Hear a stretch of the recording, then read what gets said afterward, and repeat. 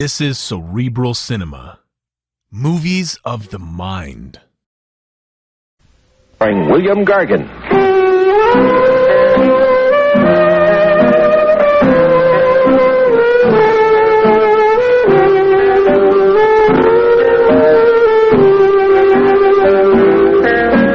Barrie Craig speaking.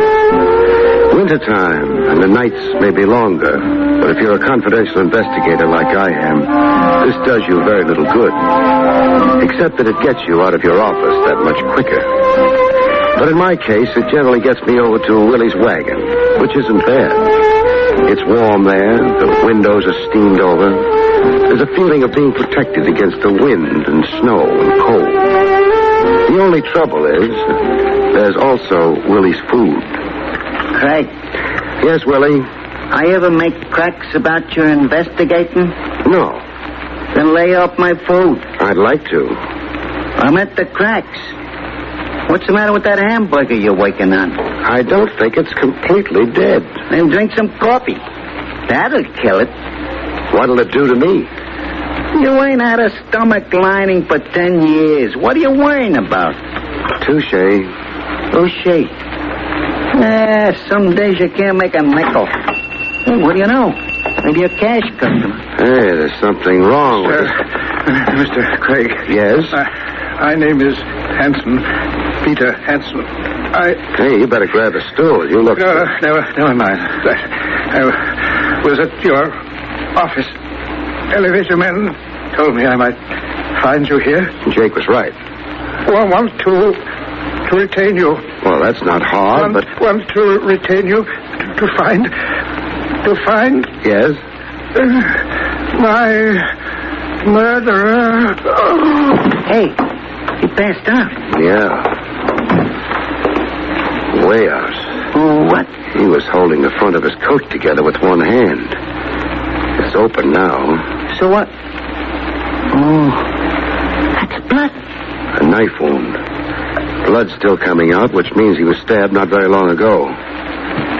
Something in his other hand. If I can get it out.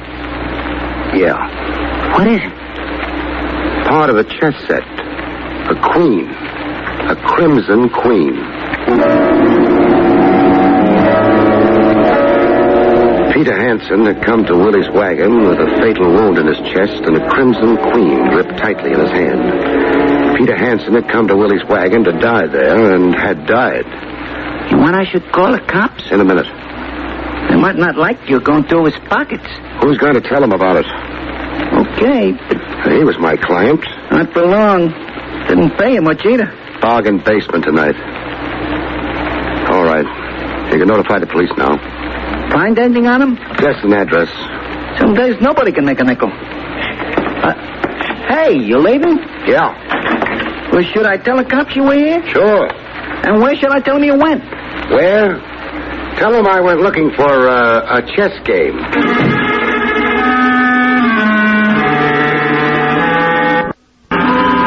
Peter Hansen's house ran to a barbered lawn, ivy on the walls, and a butler in the doorway.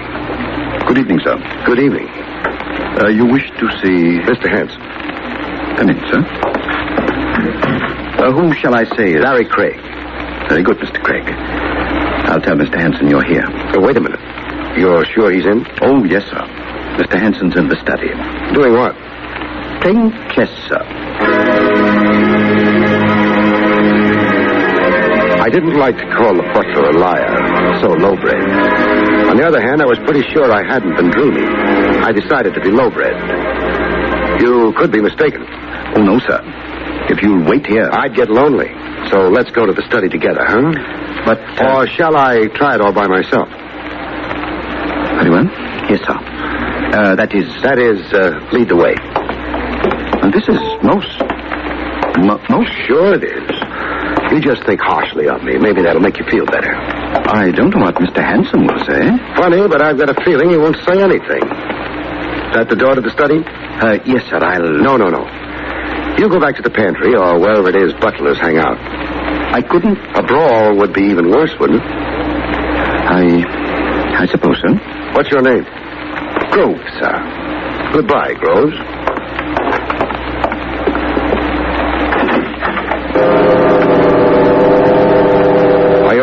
door of the study and walked in. Nobody noticed me. It was the kind of room that looks maybe a little hackneyed after you've seen enough English pictures. But I guess the movies got the idea from someplace. There was a small table over at the far end near the fireplace. There was a chessboard on the table covered with chess pieces. And there was a chess game going on. Yes, Groves, what is it? Oh, this isn't Groves. Then go away. I can't be disturbed. My bishop's in a dreadful position. So's Peter Hansen. What? Oh, you're not Groves. I already mentioned that. If you'd looked up from the board a little quicker. Who are you? Barrie Craig. Groves had orders. I canceled them. I threatened to start a brawl. Well, everybody knows who I am. I don't know who anybody is. Then why come here? You can do something besides play chess and laugh. Yes. I didn't exactly mean... You meant introducing people to people. Uh-huh. I'm Mona Bailey, and he is Walter Hansen. How do you do? Well, now that that's been taken care of... We're just beginning, Mr. Hansen. This is your house? Oh, nonsense. Sorry. Peter is the wealthy one. Your brother? Of course he's my brother. There's a resemblance. Well, naturally there would be. You said something about Peter before, didn't you? Yes, I said he was in a bad position. You said, to be precise, that he was in a worse position than my bishop. I'm about to lose my bishop. You've already lost your brother.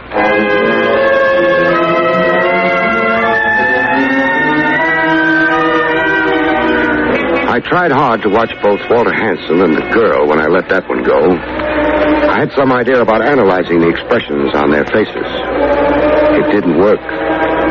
Walter had no expression, and Mona's face was not the face of a woman you'd expect to find spending a long winter evening playing chess. Apparently your message is of some importance. I'm not quite sure of its meaning. Nothing fancy about it. Your brother's dead. Oh, dear. Wouldn't you like to add a little something to that outburst of wild grief, Miss Bailey? Mrs. Bailey. My mistake. Not a very serious one. My husband's dead. So you turn to chess? I have quite a strong feeling that all this conversation is improper. You may be right. Peter's death is, of course, a great shock. A very great shock. You've said so. But, how did he die? Automobile accident or, Heart failure. Oh? Strange, though. I had no idea Peter's heart was weak. It wasn't until someone stuck a knife in it. The pair of them were good. Very good. All they did was stare politely at me. I might have just told them the fuchsias in the greenhouse were suffering from a spotted blight or maybe mildew. How distressing. Yes. On the other hand, now you're the wealthy brother. Why, yes. Yes, now that you mention it. Oh, but only half as wealthy. Who gets the other half? I do. Peter Hansen left you half his dough because you play such good chess? I was married to his sister's only child. Oh, that's good. Keeps it in the family. Walter over there was in quite a hurry to let me know you had as good a reason as he had for... Murdering Peter? But how could either of us have murdered him? He was alive when he left the house. When? Oh, about an hour ago. And Walter and I, have been here ever since. Together? Together. That right, Mr. Hansen? Of course it is. Playing chess? Yes. The number of moves both of you made figures. Your bishop is in a bad position, Mr. Hansen. I know it. But, Mrs. Bailey... Yes? Where's your red queen? Mona Bailey had the red pieces, minus a couple of pawns which were lying at the side of the board. And a red queen which wasn't anywheres I could see. But then I already knew where it was. I lost it. Careless of you to go shopping with it. I meant Walter took it.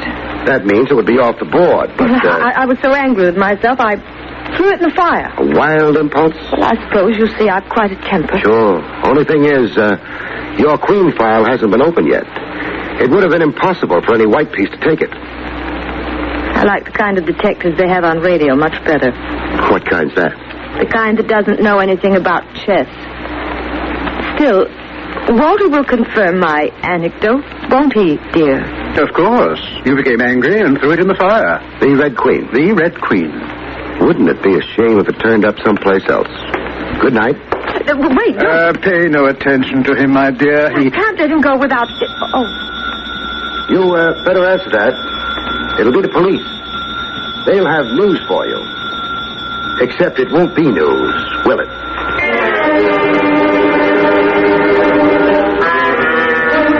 I left the study and went down the hall to the front door. Somewheres behind me, someone was answering a telephone, and someone else was slamming a door. I didn't pay attention. I got to the front door and went through it. The lawn was still as neatly bothered, and the moonlight lay smooth and cold on it. I started across it, and back in the house, somebody opened a window, but not to let some fresh air in.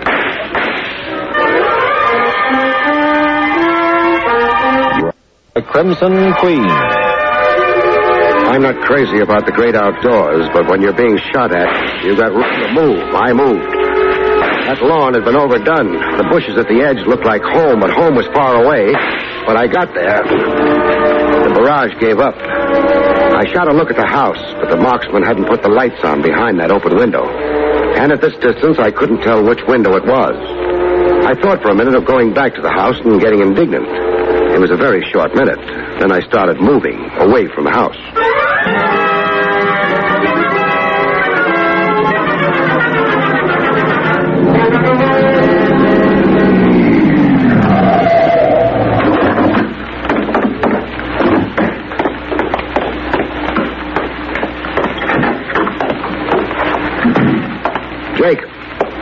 Jake.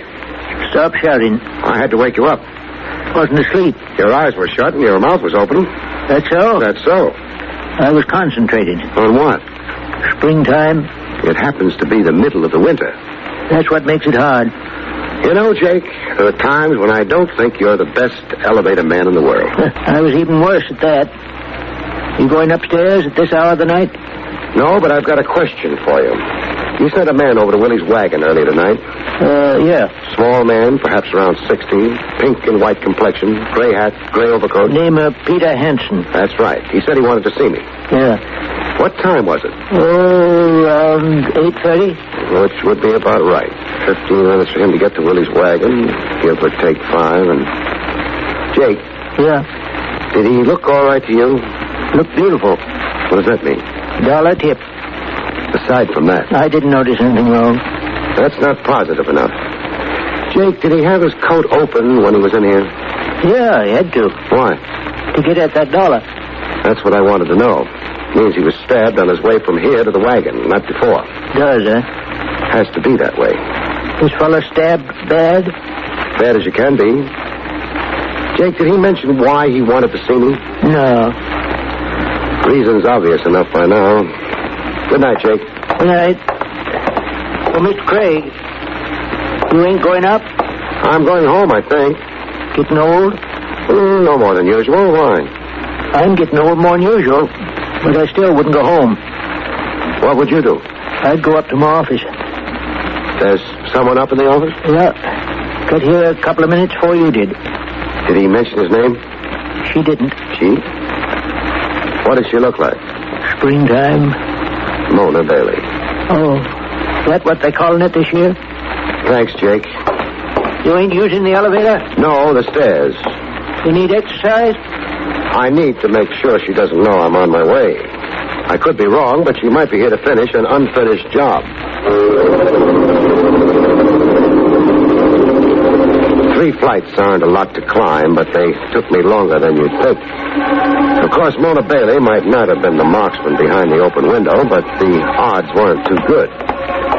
And when someone has decided you make a lovely target, you need all the odds there are, even if she reminds the night elevator man of springtime. I pushed the door open, but didn't use the doorway, not for a couple of seconds.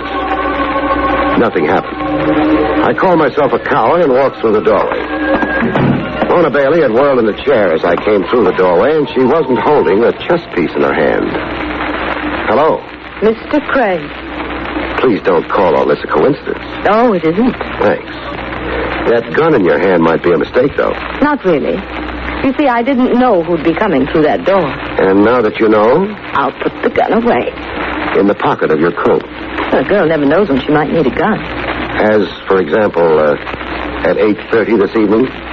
Is that when Peter Hansen was killed? Roughly. Weren't you watching the time? You're being unkind. Are you always unkind? Call it self-defense.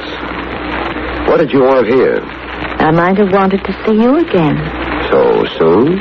We weren't alone the last time we met. We weren't close enough then for me to notice your perfume. And now you've noticed it. I'll remember it when I get to be as old as Jake. Well, that's too long to wait. I'll wait. Until you tell me why you searched the office. You didn't get a chance to close a couple of the desk drawers. You might have left them open. I might have, but I didn't. Good night, Mr. Craig. You're jumping cues. There's more conversation coming. Noticing those desk drawers, Mr. Craig, while I was close to you, is insulting. Call it an occupational disease. What were you looking for? A red queen? I told you I threw it in the fire. Peter Hansen's right hand wasn't singed. Singed? As it would have been had he pulled the queen he was holding when he died out of the fire. Oh. I don't have it. By now the police do. You try your story on them, they won't bother tying up loose ends. They'll arrest me? What do you think? What should I do? You were playing chess with Peter Hansen. Say at 8. Then what? He said he had an appointment and left. So Walter took his place at the board. And played with you? Yes. Without a queen? Still no good. Peter Hansen left. Where was Walter Hansen at the time? In his room, I guess. And he didn't join you till when? Nearly 9. Therefore, he can't alibi you. No. After I walked out of the Hansen house before, what did you do? Nothing to get my things. I knew I'd have to follow you. I hoped I'd be able to get here before you did, so I could look for the queen. I thought you had it. You sure you didn't stop to slow me up by firing a few bullets at me? I didn't. Any witnesses to what you say happened? How could there be? I wouldn't know. We might try finding out. Come here to the window. Stay to one side, though. All right. That car across the street. Yours? I came by cab. Recognize the car? The Hansen car. It belonged, like everything else, to Peter. Know who's driving it? I can't see from up here. How would you like a chance to convince me that the perfume you use isn't something to forget? I'd like such a chance. Okay. Walk out of here, go downstairs, and walk out of the building and north along Madison a few blocks. Then take a cab home. That's all? That's all. All right, but... Don't worry. There'll be another installment.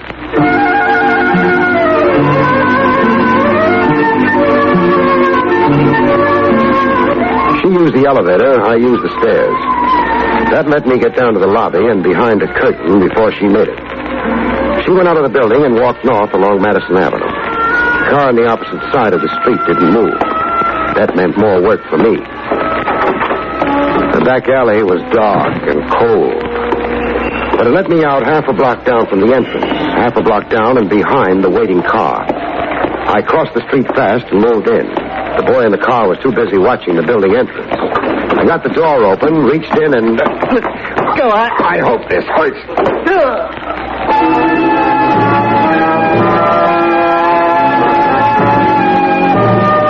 He lost interest for a while. I slid into the seat beside him and went through his pockets. I found the gun without any trouble. It was still faintly warm. I broke the gun and found 2 bullets left. He hadn't bothered reloading. Who? The butler, Groves, of course. Wake up. You can't stay in a coma forever, Groves. Mr. Craig. Mr. Craig. Don't bother reaching for anything. I've got the gun. Yes, sir. Think you're up to driving? Yes, sir. Then let's get started. Very well, sir. To the police, sir?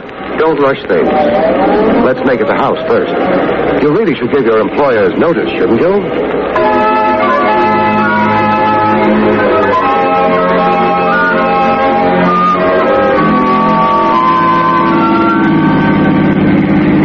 Groves. Yes, sir? have been going on. How long has what been going on? The thefts from the house. That tells me there have been thefts, but it doesn't tell me how long. Peter Hansen was a selfish, grasping old man. Don't speak ill of the dead. Why not? After they've done ill to the living. Meaning who? Miss Mona, sir. He wouldn't give her anything. Let her live the way she wanted to live. So she stole. I don't know, sir. But if she did, what matter? It was coming to her anyway. Half of it as soon as Mr. Hansen died. She should have been patient. I know it doesn't look good for her. I overheard back at the house, but... That's why you took those pot shots at me? Yes, sir. And why you were waiting outside the building. Okay.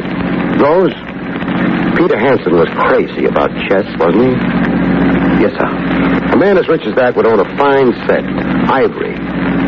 Antique and expensive. He does, sir. You mean he did?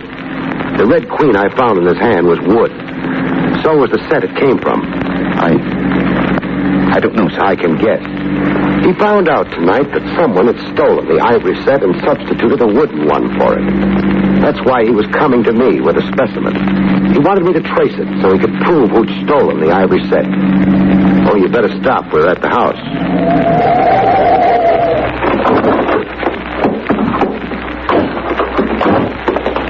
Don't bother knocking.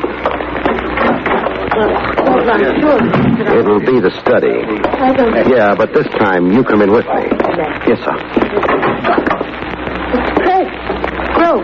He didn't have a chance to use up the last 2 bullets, Mrs. Bailey. What last 2 bullets? What's going on? Groves tried to murder me, Mr. Hansen.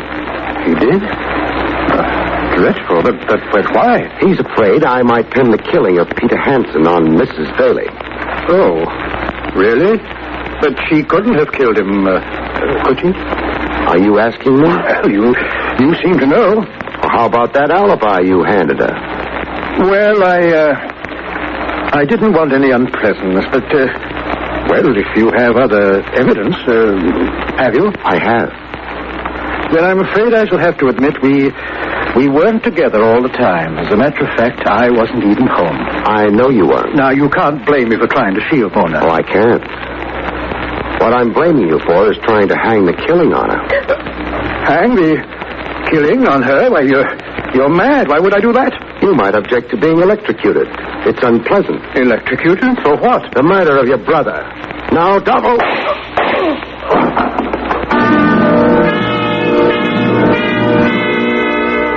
I got his arm before he could get at the gun he was carrying. It was only a flesh wound, but he was the sensitive type. He fainted. The police revived him. That would seem to be that. Yeah. You didn't really have any proof against him. He was anxious to tell me you were a suspect. In a hurry. He set up the alibi and made it look as though you were lying for your benefit. He didn't try very hard to make the lie sound good. Why? Because he didn't want it believed. That gave me enough to go on. I don't think it was nearly enough. Also, Yes, Barrie. he wouldn't make anyone dream of the springtime.